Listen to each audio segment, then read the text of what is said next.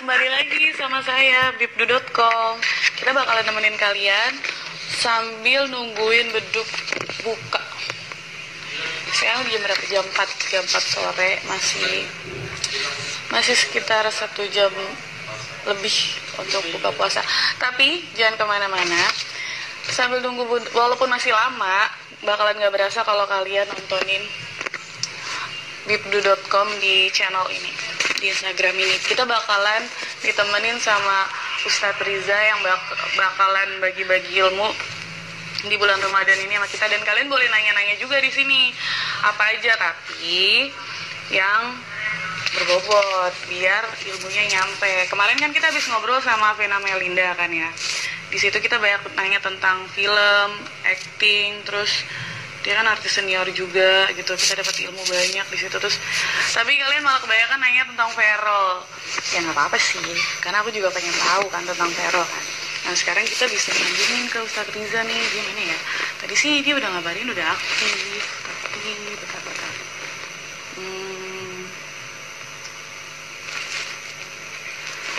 Ustadz, Pak Ustadz, aku juga penasaran sih, Pak Ustadz tuh buka puasanya pakai apa ya? Kita bakalan mesti tungguin Pak Ustadz, mana ya? Nah, untuk sambil nunggu nih, kalian tuh buka puasa udah siapin apa sih untuk buka puasa nanti? Nih, ada dari Edi Suherli, ngasih top-top doang. Terus, iya Pak Edi apa? Siapa sih kalau dari ini kelihatannya mungkin Pak Edi ya? Oh Mas kali ya? Mas Edi buka puasa pakai apa? Oh terus ada juga Ocep. Hai Ocep. Ayanti. Hai, buka puasa pakai apa? Veronica. Kacamata Jose. Iya nih, belum dibeliin sama HRD soalnya kacamatanya jadi jadul. Maaf ya Ocep ya, Ocep. Belum dibeliin soalnya sama HRD. Semoga denger ya HRD mana ya? Oh. Nah, terus ada Juli Pandika. Hai Juli. Aku manggil apa nih? Juli buka puasa pakai apa? Boleh kirim-kirim sini atau enggak kita buka puasa bareng di sini. Terus ada siapa lagi? Mbak Aki gaya Korea ini. Aki siapa ya? Aki. Mungkin Agi kali ya. Oh, nama saya Agi. Ada lagi. Teddy ini penonton setia loh. Teddy ini boleh nih kapan-kapan kita undang kali ya. Tapi dia ngasih top doang, nggak nanya-nanya. Julie, hello juga. Terus Desi Nandesi. Hai Desi cantik ya. Terus siapa? Siapa nih? Lembar. Panggilnya apa dong? Lem atau lem atau gimana nih? Lembar. Agi dapat salam dari Odi. Oh iya, salam balik untuk Odi Aga nih. Kayaknya saya kenal nih siapa. Ini kayaknya saya. Salam balik untuk Odi Aga gitu. Aduh, terharu sih kalau. Oh ya. Terus ada lagi Wulan. Wah, Wulan mau ngasih tangan doang, nggak nanya-nanya nih. Terus ada lagi Wulan buka puasa pakai apa? Lagi sama siapa? Aku bisa ngeramal kamu pasti lagi sama Kiki. Kiki siapa ya? Andi Widianta Bir 91. Andi Widian. Panggilannya Andi berarti. Halo. Ini Pak Ustadznya mana nih? Pak Ustadz udah banyak yang pengen nanya nih kayaknya. Nih Sinta juga. Sinta Septa udah mau nanya nih kayaknya nih. Sinta Septa Diana. Terus Dian Purnama 0209 itu antara tanggal lahirnya atau tanggal jadian atau Yosim. Hai Yosim. So kenal ya? Yosim dari mana? Terus Bunda Wulan Zaza. Wulan, kok kalian cuma ngasih tahu sih, nggak ada yang nanya apa kayak gitu. Nanti pertanyaannya walaupun belum ada ustadznya, nanti aku sampein, aku ingatannya tajam. Misalnya mau nanya, pokoknya sekarang tuh kita bakalan live bareng sama Ustadz Riza. Kita bisa banyak nanya sama Ustadz Riza karena kan dia apa ya, walaupun dia tuh penyampaiannya tuh tauziahnya tuh milenial gitu, jadi kita bisa ngomong sama dia enak kayak sumuran gitu. Jadi sih Sheila, hai Sheila, jangan dada dong, saya pegel. Siapa lagi nih, ada yang mau nanya nggak? Si Ustadznya belum ada. Pak Ustadz Veronica, belum ada. Pak Ustadz dicariin nih sama teman-teman. Pak Ustadz, maaf ya kalian menunggu, tapi pasti Pak Ustadz tadi dia udah janji sama kita bakalan ngobrol-ngobrol di sini sama kita semuanya. Aku juga banyak ada yang pengen aku tanyain, tapi kali ini saya bakalan nyerahin ke kalian semua. Kalau kemarin kan aku yang maruk kan ya, nanya mulu. Nah sekarang kalian boleh nanya. Pokoknya nih hari kalian deh, bebas kalian mau nanya apa aja. Nih, menurut ini ada lembar-lembar. Oh, panggilan yang tadi ya, lem ya. Atau barbar nggak bagus ya. Menurut kakak apa yang berbeda dari puasa tahun ini sama tahun lalu? Yang berbeda pasti tahunnya, karena tahun lalu 2019, sekarang 2020.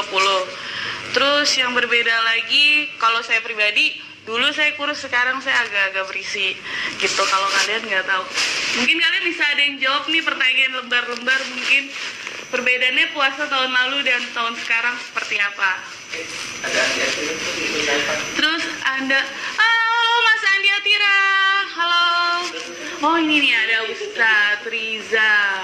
Hai Pak Ustadz, kita bergabung ya. Oke.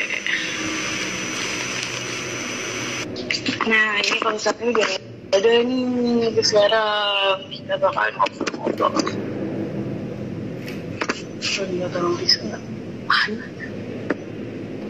Pak Ustadz, panggil yuk. Pak Ustadz, main yuk. Kita ngobrol-ngobrol yuk.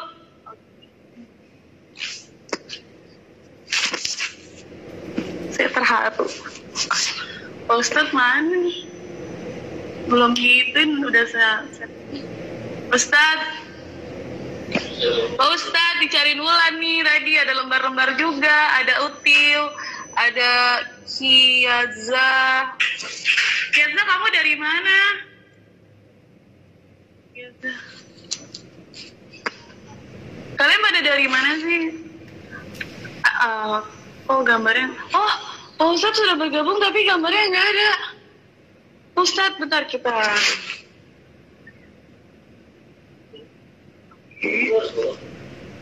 Siap, digabung.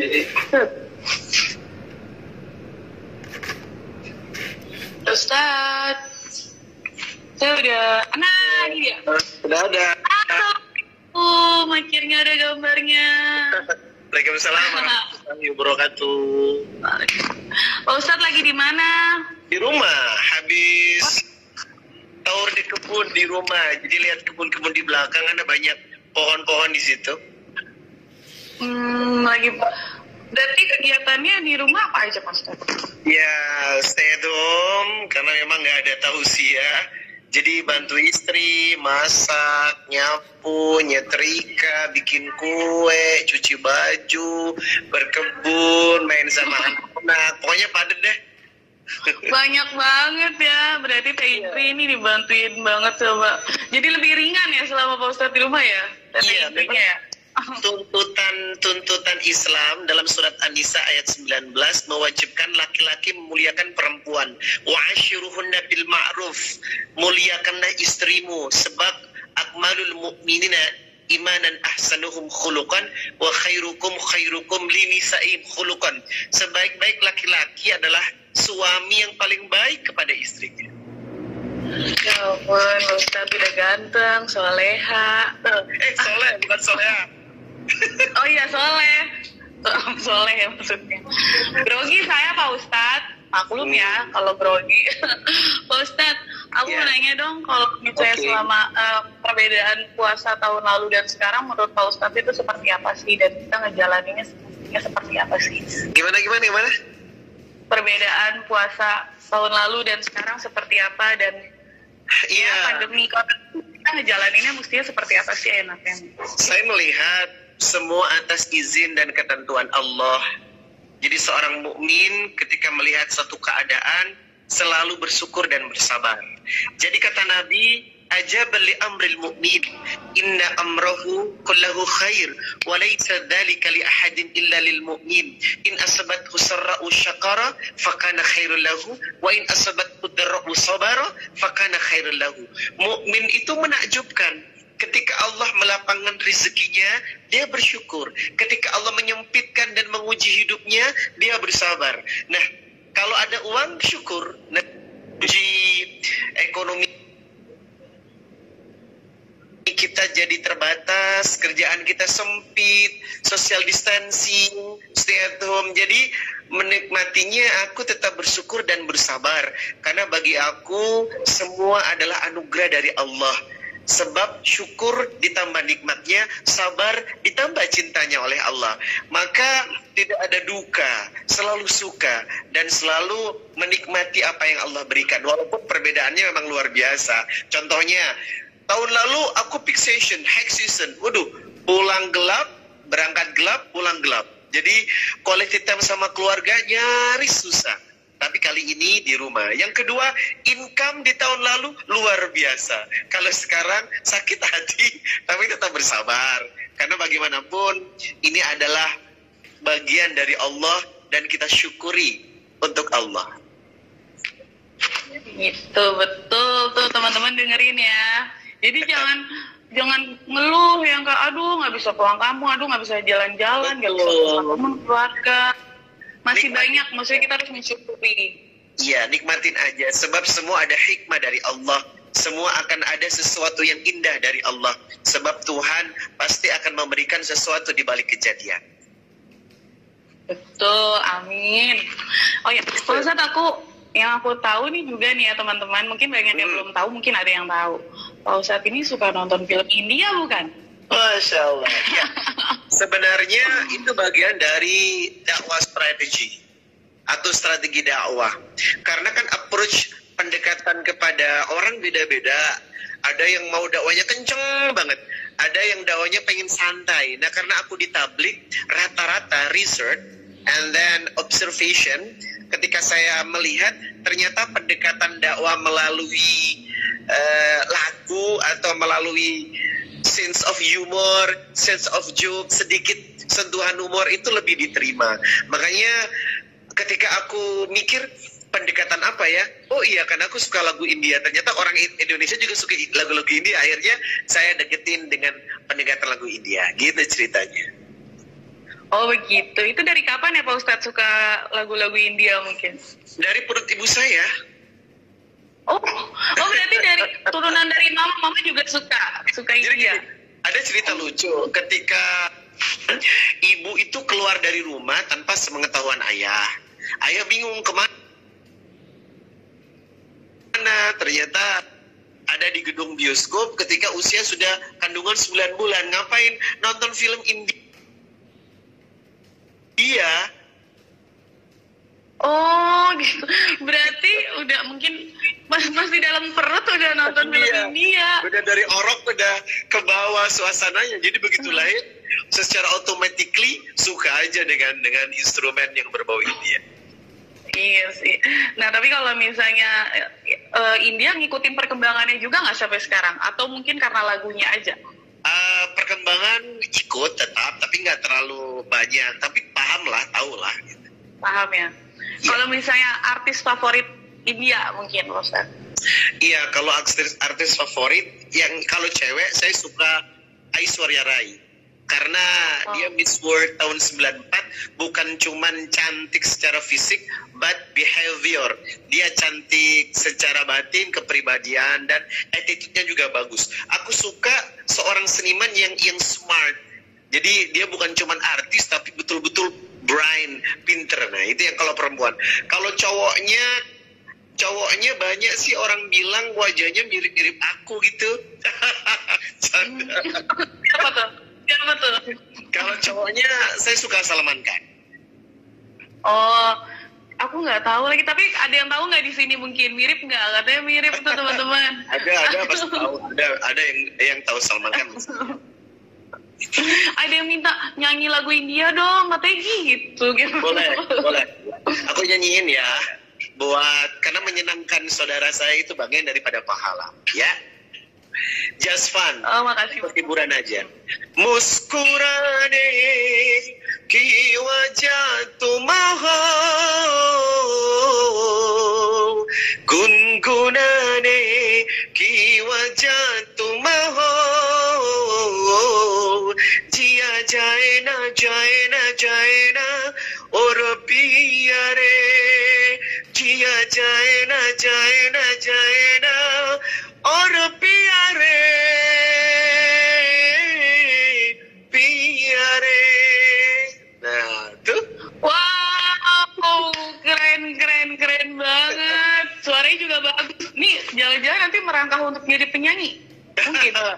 Sebenarnya aku dibilang multi talent, iya, karena saya juga main sinetron, main FTV, iklan juga, nyanyi juga, ada single. Pokoknya selama menurut saya itu adalah passion, bukan aji mumpung, tapi passion from my heart, dari hati, ya udah aku kerjakan. Paket lengkap. Paket lengkap. Ustadz boleh cerita dikit nggak sih kenapa memutuskan untuk menjadi ustadz? Terus kayak dari kapan itu mungkin? Sebenarnya ada pertanyaan yang menyematkan gelar ustadz itu siapa sih? Kok tahu-tahu dipanggil ustadz? Sebenarnya jujur aku tidak pernah punya mimpi menjadi seorang ustadz. Jadi kalau berdakwah itu adalah kewajiban. Wa man ahsanu qawlan mimman da'a ila Allah wa 'amila shalihan wa qala innani minal muslimin. Surat Fussilat ayat 33. Tidak ada pekerjaan yang mulia di hadapan Allah kecuali berdakwah. Tetapi dakwah dijadikan sebuah profesi ke depan sampai dikenal orang itu betul-betul tidak pernah menjadi mimpi dan harapan. Karena jujur, dulu aku ingin berkecimpung di dunia seni aja, jadi artis atau jadi pemain sinetron atau apalah, karena aku punya bakat acting. Itu jujurnya arahnya ke sana. Cuman memang aku dari pesantren. Nah, ketika sampai di Jakarta, justru ada yang menawarkan aku menjadi ustadz sebab dia tahu aku jebolan dari salah satu reality show dakwah di TV swasta dulu, TPI, namanya Dai TPI. Jadi walaupun saya nggak lolos, artinya tereliminasi di babak awal, tetapi tawaran-tawaran untuk main sinetron religi, FTV religi, termasuk menjadi ustadz TV itu ada. Padahal I am not a winner, saya bukan pemenangnya.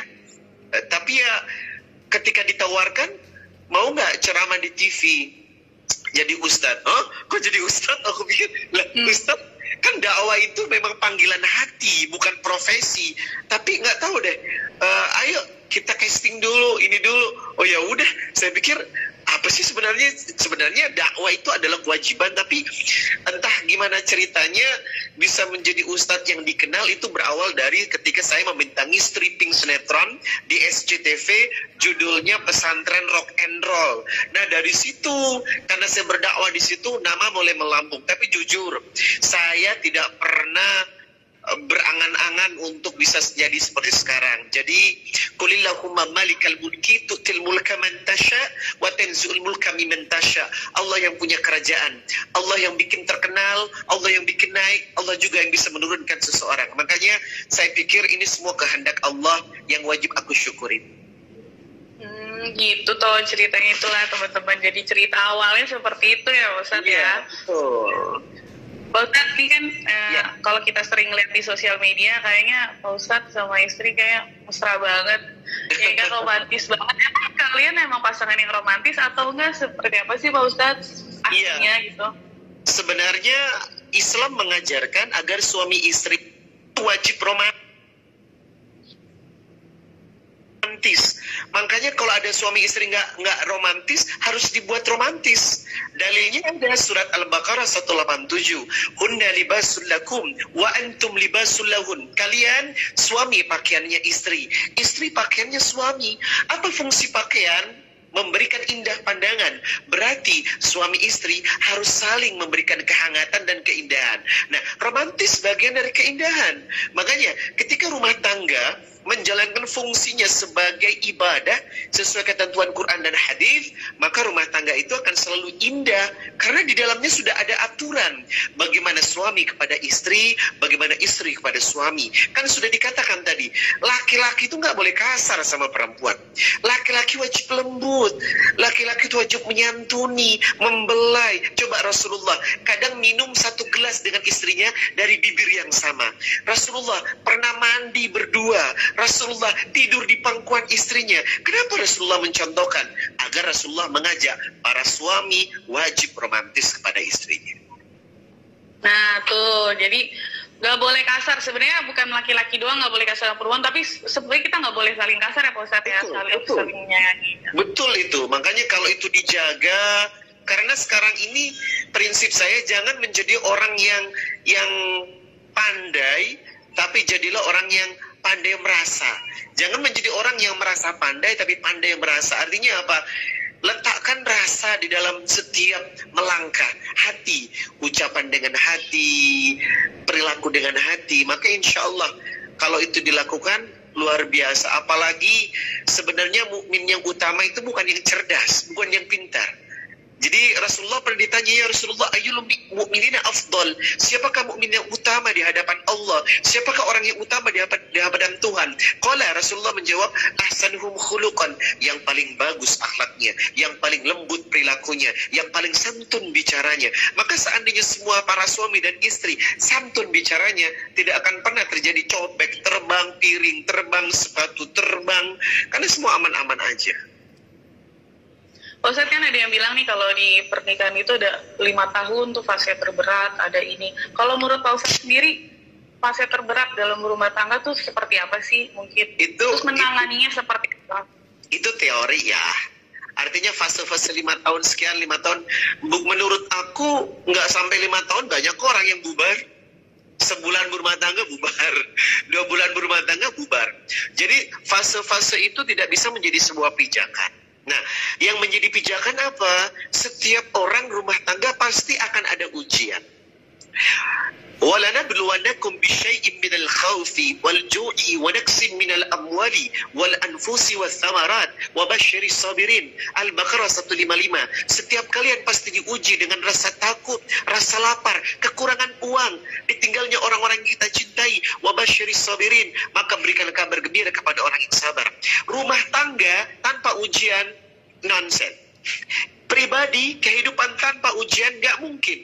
Ketika Anda berani hidup, ketika Anda berani rumah tangga, berarti Anda siap untuk diterpa ujian. Nah, kita sudah paham kalau rumah tangga itu syarat dengan ujian. Lalu apa terapi yang wajib kita gunakan? Terapinya cuma satu. Jadilah orang yang pribadinya dekat kepada Allah. Sebab apa? Ihfadillah yahfadka. Ketika dirimu menjaga Allah, maka Allah akan memudahkan semua urusanmu. Ketika dirimu bergantung kepada Allah, kau jadikan Allah sebagai pedoman hidup, agama sebagai pedoman, Quran sebagai aturan, perkataan Rasul sebagai pijakan, maka insya Allah setiap masalah pasti ada jalan keluarnya. Surat Talaq ayat 2 dan 3. Wa may yattaqillah yaj'al lahu makhraja wa yarzuqhu min haitsu la yahtasib. Barang siapa yang bertakwa kepada Allah, maka Allah akan berikan jalan keluar dan rezeki dari arah yang tidak pernah disangka-sangka. Kalau ingin rumah tanggamu selalu tenang dan selalu dapat jalan keluar, maka libatkan hukum agama, libatkan Allah dalam kehidupan, pasti akan bahagia. Tuh teman-teman, Ustadz ini ada yang ngomong nih, Aisyah Zahra, Ustadz yang sangat gaul, merakyat banget katanya gitu. Iya sih benar, aku pernah ketemu Pak Ustadz wawancara, emang baik ke semuanya, nggak pilih-pilih ya Pak Ustadz ya. Syukran lakum, terima kasih. Ada juga nih Pak Ustadz yang nanya, Ade Ono, Pak Ustadz mau tanya nih, kan di dalam puasa, tapi saya tanya kalau kita bangun sahurnya terlambat, tapi di saat kita lagi makan, tapi sudah waktunya imsak, tuh gimana Pak Ustadz katanya? Imsak itu bukan adzan subuh. Imsak itu adalah batas, ya. Imsak itu adalah warning. Kalau Anda berjalan di lampu merah, imsak itu adalah lampu kuning. Jadi, be attention. Sebuah perhatian. Artinya, kalau imsak kurang lebih 15 menit lagi menuju subuh. Kalau kita bersahur di waktu imsak, lanjutkan. Boleh dong, karena itu be attention. Bagian dari perhatian untuk kabar kalau sebentar lagi subuh. Nah, batas sahur yang tidak diperbolehkan itu apabila sudah masuk azan subuh. Berarti itu sudah masuk batas tidak boleh melakukan aktivitas makan dan minum, termasuk berhubungan suami istri. Tuh udah ketemu ya jawabannya, Ade ya. Nah, ada lagi yang nanya nih Pak Ustadz, Intan Permata 11. Ya. Pak Ustadz, cara menjaga keharmonisan rumah tangga Pak Ustadz dengan istri seperti apa sih? Katanya, oh mau nyontek kayak ini nih Pak Ustadz, mau nyontek nih. Iya. Gimana Pak Ustadz? Masya Allah. Yang pertama adalah jadilah orang yang selalu mau mengerti. Hindari perasaan ingin dimengerti dan minta pengertian. Kalau orang selalu ingin mau mengerti, maka ia akan memposisikan dirinya untuk selalu membantu dan menolong. Yang kedua adalah istri itu adalah partner. Istri itu adalah teamwork. Istri itu adalah surga. Istri itu adalah keberkahan. Maka laki-laki yang memuliakan wanita, terutama ibu dan istrinya, maka insya Allah rezeki dan kemuliaan derajat Allah berikan padanya. Ini yang harus dipahami. Yang kedua, jadikanlah suami itu sebagai teladan. Bahkan Rasulullah pernah berkata, kalau ada penyembahan seseorang kepada orang lain, maka aku wajibkan seorang istri menyembah suaminya. Berarti apa? Patuhlah kepada suami. Salah satu di antaranya, idza nadharta ilaiha sarratha. Kalau dipandang wajahnya harus selalu enak. Karena rata-rata kadang enak, kadang enak. Kadang enak dipandang, kadang enak dipandang. Nah, itu jangan. Jadi stabil, wajah selalu tersenyum. Jangan sistem kalender, ada uang abang sayang, tak ada uang abang sedang. Nah, itu jauh. Nah, yang penting prinsipnya adalah jadikanlah Quran dan hadis agama sebagai pedoman hingga kita tahu hak dan kewajiban masing-masing. Tuh, Intan udah dapat jawabannya ya. Ustadz, ada lagi Herlin Dwi Astuti. Saya belum ketemu jodoh. Ustadz, loh kok curhatnya ke kita? Belum ketemu jodohnya, sabar ya Pak Ustadz ya mungkin ya. Iya, kalau mau jodoh itu ada doanya. Oh tuh. Ya, silakan buka nanti surat Al-Furqan ayat 76. Rabbana hablana min azwajina wa dhurriyyatina qurrata a'yun waj'alna lil muttaqina imama. Mudah-mudahan yang perempuan dapat imam yang soleh dan bertakwa. Amin. Dan mudah-mudahan yang laki-laki dapat azwaji, istri yang soleh yang taat kepada suaminya. Pak Ustadz, ini pertanyaannya dari aku ya sekarang ya. Kan ya, Pak Ustadz kan terkenal mungkin Pak Ustadz yang milenial ya, maksudnya ya maksudnya mengikuti gitu era anak muda sekarang. Pengalaman yang tak terlupakan mungkin pernah nggak sih Pak Ustadz ngasih tausiah gitu saat memberi tausiah atau ceramah gitu? Banyak ya, banyak hal-hal yang bisa memberikan experience, pengalaman yang very interesting, sangat menarik dalam setiap dakwah. Yang paling mengesankan itu ketika saya tausiah, kemudian di saat itu pula ada satu orang yang menyatakan berkeyakinan untuk masuk Islam. Nah, itu Masya Allah. Jadi dari tausiah itu menghasilkan ia untuk masuk Islam. Akhirnya saya syahadatkan di situ. Itu tahun kapan mungkin Pak Ustadz? Tahun lalu. Oh ya, tahun lalu. Belum lama ya berarti Pak Ustadz ya? Belum lama, iya. Pak Ustadz, kalau misalnya menyampaikan tausiah ke keluarga tuh seperti apa sih Pak Ustadz mungkin? Iya, pertama akhlak ya. Karena bagaimanapun tausiah kalau nggak pakai akhlak, yang denger kabur.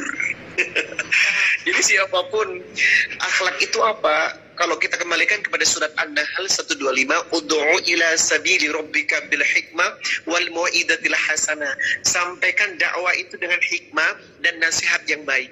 Makanya sama keluarga pun yang utama adalah kita harus pakai lisan yang baik, jangan menyakitkan. Kalau ingin menegur, tetap ada etika. Kalau ingin kasih nasihat, jangan di hadapan orang. Nah gitu sih, aku cenderung biasanya lebih menggunakan cara-cara yang seperti itu. Iya maksudnya ya kalau kita menegur depan orang kan jadi kita secara nggak langsung mempermalukan dia Pak Ustadz ya, mungkin atau enggak mungkin dia ngerasa malu gitu Pak Ustadz ya.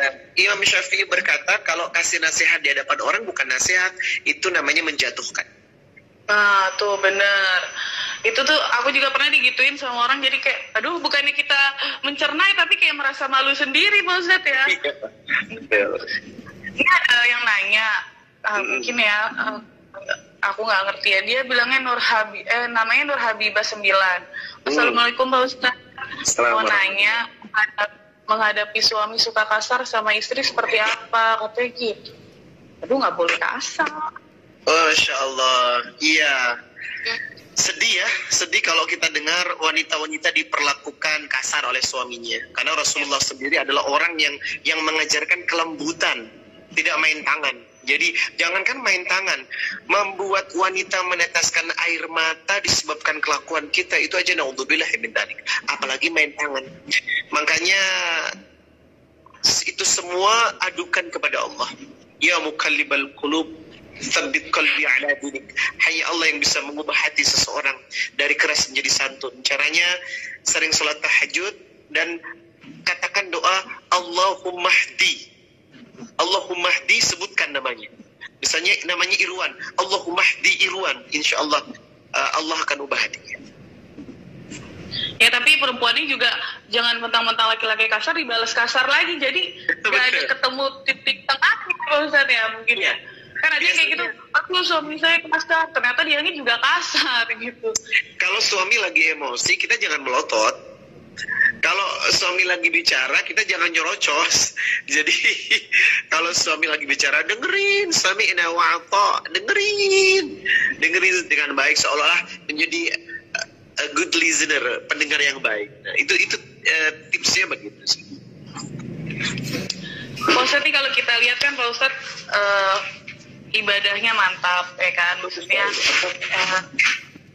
terus juga punya istri cantik juga, terus anak-anak yang soleha juga. Amin. Apalagi sih goals yang mungkin Pak Ustadz masih cari dalam hidup ini mungkin? Semua sudah saya miliki, tidak ada yang kurang dari Allah semuanya. Cuman goal yang ingin saya lakukan adalah menjadi hamba yang taat, yang senantiasa menjadikan Allah tujuan. Itu yang utama sih, karena dari sanalah sumber dari kebahagiaan. Secara materi aku udah gak butuh apa-apa. Secara materi semua sudah tersedia dan Allah berikan.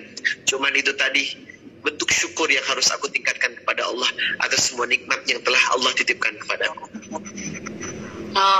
Berarti emang harus, kalau aku pribadi sih begini, kayak apapun ya Pak Ustadz, kita harus bersyukur ya Pak Ustadz. Jangan pas lagi senang doang ya Pak Ustadz. Ada orang pas lagi senang bersyukur, ada yang lagi ini malah ngeluh gitu. Iya, makanya syukuri apa yang terjadi dalam hidup, asalkan kita betul-betul berperan bagaimana menjadi hamba yang selalu ingin baik ya. Saya tidak mengatakan saya baik, tapi ingin baik. Ini adalah proses, the process hijrah menjadi manusia yang ingin selalu merubah dirinya menjadi sesuatu yang berharga di hadapan Allah. Ada lagi nih Pak Ustadz yang nanya, mungkin agak panjang ya, titik komanya aku bingung. Rina Agus 2013, Pak Ustadz, bagaimana agar doa saya bisa dikabulkan? Tahajud, puasa, Kamis, duha, baca Quran sudah, tapi kenapa doa saya belum dikabulkan? Iya. Jadi setiap doa pasti diijabah. Wa qala rabbukum ud'uni astajib lakum.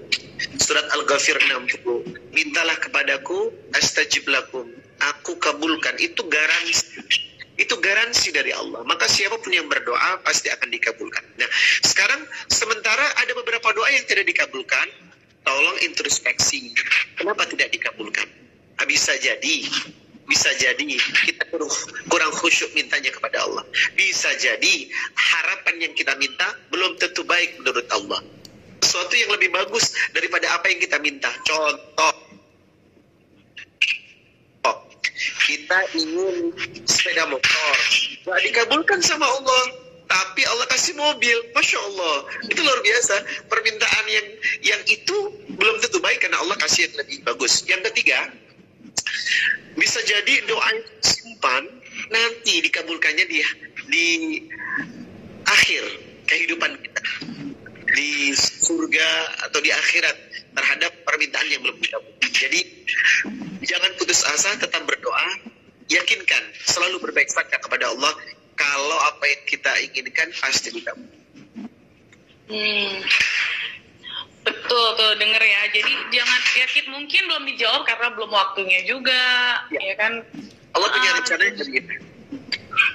Mungkin juga kita belum butuh dianggap sama Allah kalau kita belum butuh, ya kan? Ya, bisa jadi ada juga kalau dikabulkan sekarang kita makin durhaka, makin lupa, atau sombong, ya kan? Ya. Ustaz, ya itu kan berarti untuk kebaikan kita juga ya, gitu. Betul. Ya semua ada waktunya lah. Nih, Aina 162, Assalamualaikum Pak Ustadz. Menghadapi ibu mertua yang lisannya suka menyakiti hati, bagaimana Pak Ustadz? Ya Dia ibu tiri suami saya, karena saya pernah menjawab kata-katanya dengan membuat dia sadar, dia malah tersinggung katanya. Iya. Jadi Nabi pernah berkata, "Man kana yu'minu billahi wal yawmil akhir falyaqul khaira aw liyasmut." Orang yang beriman kepada Allah berbicaralah yang baik, kalau tak mampu berbicara yang baik, lebih baik diam. Nah, ini artinya apa? Sumber corong malapetaka itu adalah lisan. Orang yang bisa menjaga lisannya maka selamat hidupnya. Tapi orang yang tidak bisa menjaga lisannya maka hancur hidupnya. Kalau seseorang berbicara tadi sebabnya karena ingin memperbaiki tapi justru marah, mungkin maksudnya benar tapi caranya kurang tepat. Makanya menurut saya kalau ingin memperbaiki sesuatu, kita mesti paham dulu tipikal orangnya seperti apa. Apakah cukup dengan kode, atau cukup dengan kata-kata, atau cukup dengan singgungan atau sindiran. Makanya kita harus lebih paham. Tapi yang pasti kalau ingin mengasih nasihat kepada orang agar nggak tersinggung, berdoa dulu agar lisan kita dimudahkan. Rabbi shrah li sadri wa yassir li amri wahlul 'uqdatam min lisani yafqahu qawli. Itu doa Nabi Musa untuk dakwanya. Maka kita pun kalau ingin berbicara biar mudah diterima itu. Yang kedua, lemah lembut dan tidak menyinggung. Kalau sudah betul semua dilakukan dia tetap kasar dan tersinggungan, itu memang sudah watak dia, sudah karakter dia. Lalu apa yang mesti kita lakukan? Wa'adbi sayyi'atil hasanatan tamhuha. Tetaplah keburukan dibalas dengan kebaikan. Kalau mereka melontar dengan kata-kata yang menyakitkan, kamu lempar kembali dengan kata-kata yang menyejukkan, kata-kata yang lembut. Jangan kau lempar balik dengan kata-kata yang menyakitkan. Karena api tidak akan pernah padam dengan api, justru api akan padam dengan api. Tuh banyak banget ya ilmu yang kita dapat ya. Oh ya teman-teman nih kan tadi dibilangnya kalau kalian belum ada yang tahu Salma Khan, kita bandingin. Mirip tidak? Mirip, aku bilang mirip. Beneran mirip, serius. Ustaz ada keturunan India nggak sih? Sebenarnya secara nasab enggak ya. Cuman memang ibu wajahnya kayak India gitu. Ya udahlah, ngaku-ngaku aja kayak orang India. Pantesan kok mirip. Ustaz selama ini nggak sih bikin usaha juga atau bisnis gitu nggak Ustaz? Makanan atau apa gitu? Ada usaha sama istri. Jadi aku ada beauty skincare. Jadi secara online. Jadi dari dulu memang kita sudah punya usaha. Beberapa usaha sempat gagal. Kayak kita pernah concern di fashion, busana muslim tapi gagal. Kemudian beberapa usaha yang dilakukan online yang berhasil yang B2 Skincare ini. Jadi kita sekarang menekuni MS Glow B2 Skincare. Aku Itu kalau boleh dipromoin mungkin kalau orang pengen tahu, nyari tahu gimana Pak Ustadz? Buka aja MS Glow Indrigiana, istri saya. MS Glow Indrigiana udah kelihatan kok. Jadi kalau yang pengen glowing seperti istri saya, pakai MS Glow. Itu ternyata rahasia dari glowingnya. Kebongkar deh rahasianya. Kalian tinggal lihat, terus nanti kalian tinggal bisa tanya-tanya juga mungkin di DM ya Pak Ustadz ya. Iya, istri saya adalah orang yang sangat ramah. Tuh sama kayak suaminya. Ya kan, ada pasangan yang serasi banget. Pak Ustadz udah 30 menit lebih nih. Terima kasih banyak, nggak berasa ngomong sama Pak Ustadz. Adem dan di bulan Ramadan ini. Waktunya terima kasih banyak Pak Ustadz. Iya, sama-sama. Sehat terus. Oke juga Pak Ustadz. Oh, ya. Pak Ustadz boleh ini nggak sih, boleh bocoran dikit buka puasa hari ini pakai apa? Hari ini istri lagi siap-siap masak, aku belum tahu. Tapi yang pasti kurma itu adalah kudapan yang utama dan pertama sebelum kita makan yang lainnya. Karena sesuai sunnah Nabi, yang beliau makan pertama adalah ratab, kurma yang matang, buah. Kalau tidak ada tamar, kurma yang dikeringkan. Kalau tidak ada air, maka itu wajib buka puasa utama. Selebihnya kalau kemarin saya dibikinin tenderloin stick yang nggak ada lemaknya, karena memang aku suka protein kan, aku nge-gym, jadi dia paham makanan sehat. Yang penting healthy food aja makanan. Tuh bocorannya tuh teman-teman. Tadi ada yang nanya, cuman aku lupa namanya siapa. Ya Pak Ustadz, terima kasih banyak ya waktunya. Ya, sama-sama. Maaf ganggu. Sukses selalu, sehat selalu. Salam untuk keluarga juga. Maaf lahir batin ya. Assalamualaikum.